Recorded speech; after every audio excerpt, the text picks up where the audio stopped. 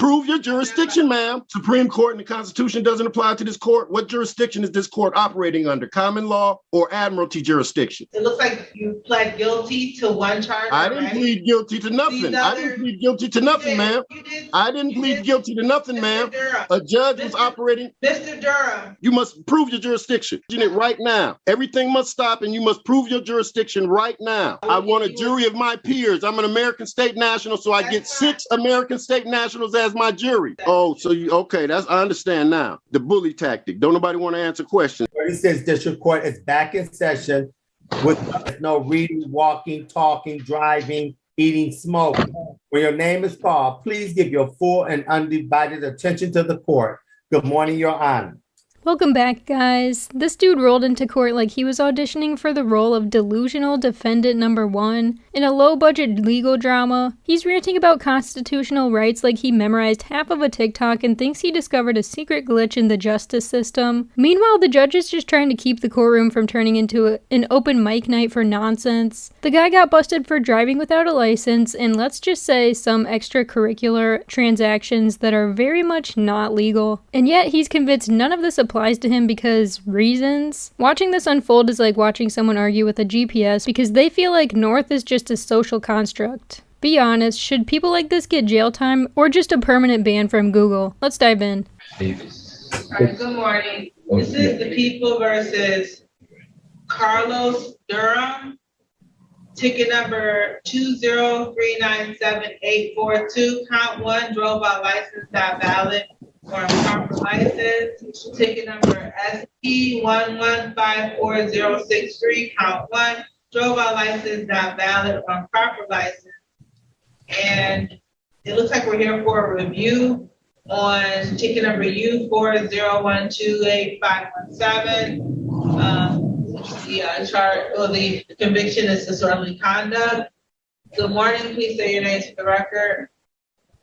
I'm here, Your Honor. My name is Carlos.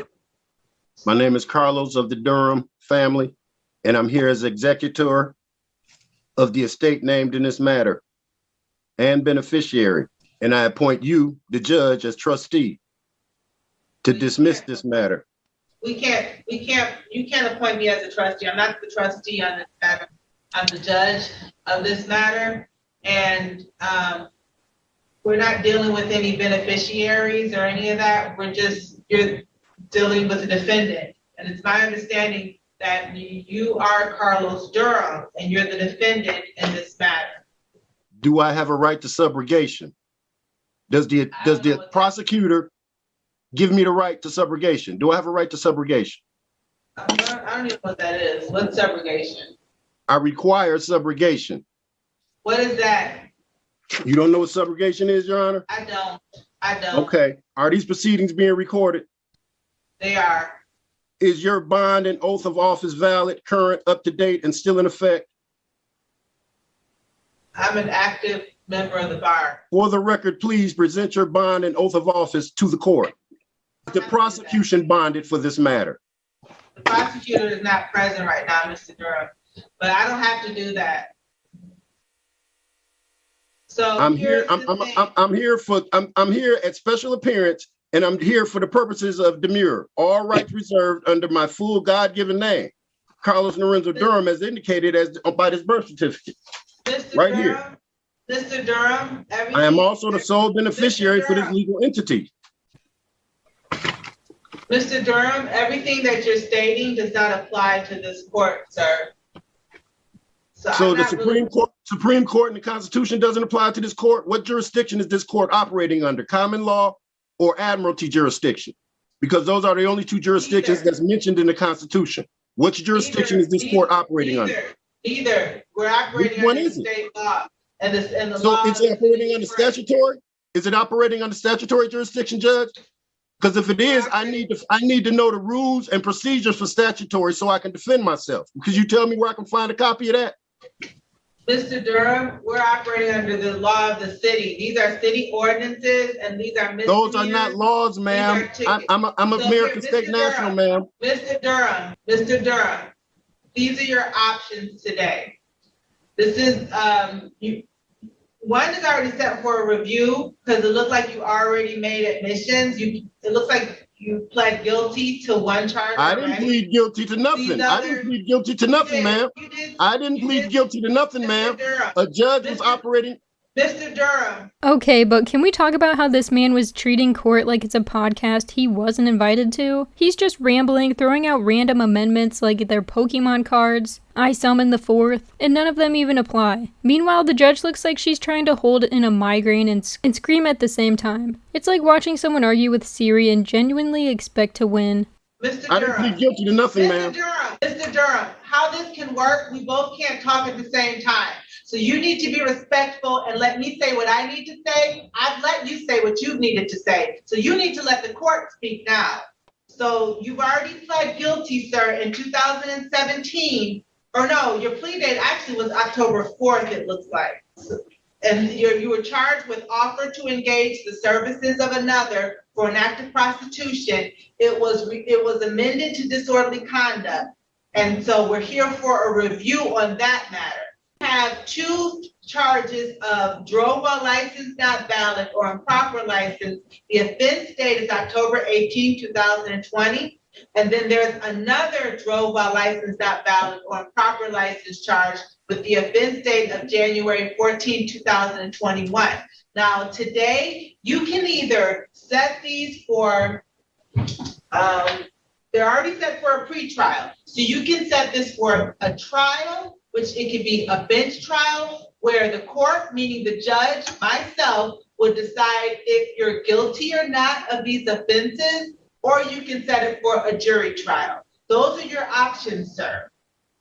So my option today is not to challenge jurisdiction, because when jurisdiction is challenged, everything must stop and jurisdiction must be presented. You must prove your jurisdiction right now. Everything must stop and you must prove your jurisdiction right now.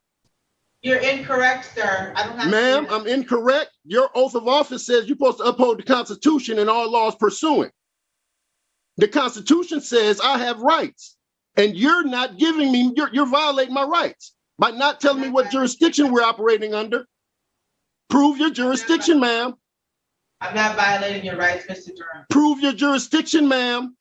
I don't have to prove my jurisdiction. So yes, you do, because jurisdiction, when it has to be proven, must be proven. If you're exerting authority over me, you must prove your authority. Prove your jurisdiction, ma'am. Mr. Durham, what we'll do is we'll set this for a jury trial. And so I want a jury of my peers. I'm an American state national, so I get 6 American state nationals as my jury. I need the prosecution to send me my right to subrogation in writing. I need your oath of office and your bonding information so I can make sure you are who you say you are and who you claim to be and what your duties and responsibilities are. All public officials must be bonded. I need all of y'all for full disclosure. Am I getting full disclosure right now, ma'am? I need full disclosure before I can make any decisions.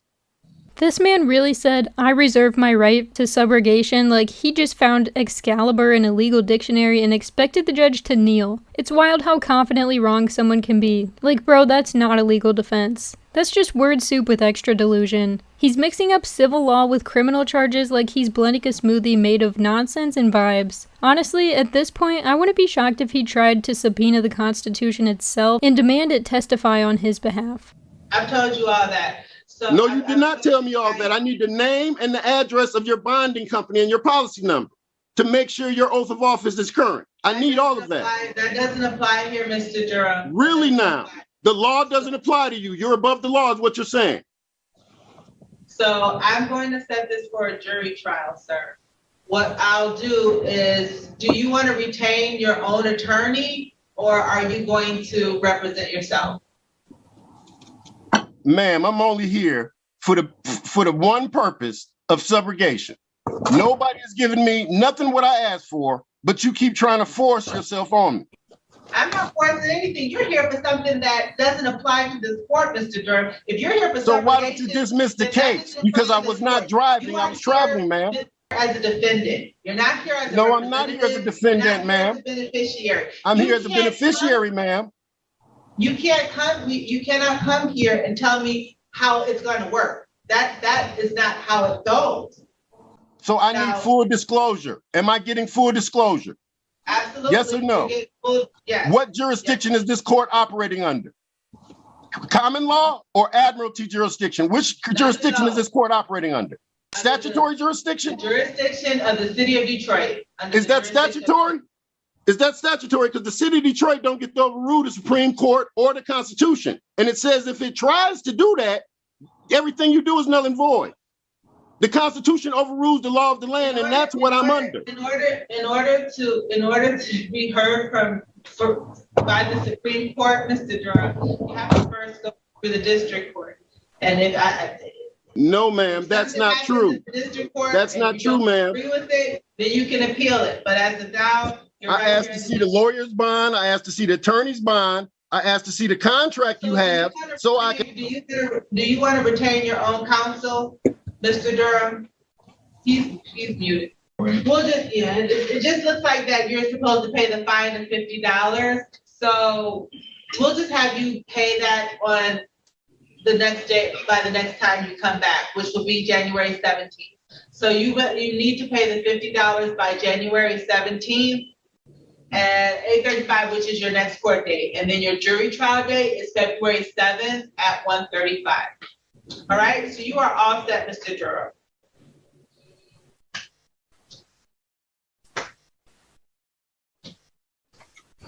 Mr. Durham is saying something, but he's still muted.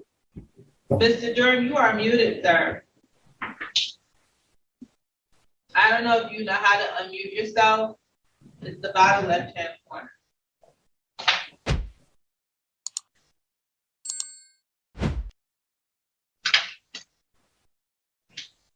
I object to these proceedings. Your objection is noted, Mr. Durham. So you got your jury trial date, and then you have your pre-trial date, the final pre-trial. Okay, when is the prosecution going to send me all the evidence, including the witness, the damaged property, and the injured party's name? What the judge wants to say is, sir, you've officially wasted everyone's time and possibly a few brain cells. This man's out here acting like having to follow basic laws is a personal attack on his entire bloodline. Like, bro, nobody is oppressing you. We just want you to have the driver's license before you merge onto the freeway like it's Mario Kart. The confidence is crazy though, like he really walked in thinking the Constitution gave him VIP access to ignore reality. I need to know everybody involved. I need all this information. Of course you do. Mr. Durham, what that is called discovery. And you have to do a request in writing. Ma'am, I'm not part of your society. I don't have to follow those rules and regulations because you can't tell me where to find the rules and regulations for statutory jurisdiction. Where can I find a copy of the rules and procedures for statutory jurisdiction? Because that's what you're operating under, statutory law, right? A statutory jurisdiction. Where can I find the rules for that? Can you tell me where I can get a copy? You have your request in writing for discovery, okay, sir? And she should be able to give you the police reports or whatever she has. She can email it to you so that you can prepare for trial. Are you going to give me your oath of office and bonding information? That's including the name, address, and policy number of your bond?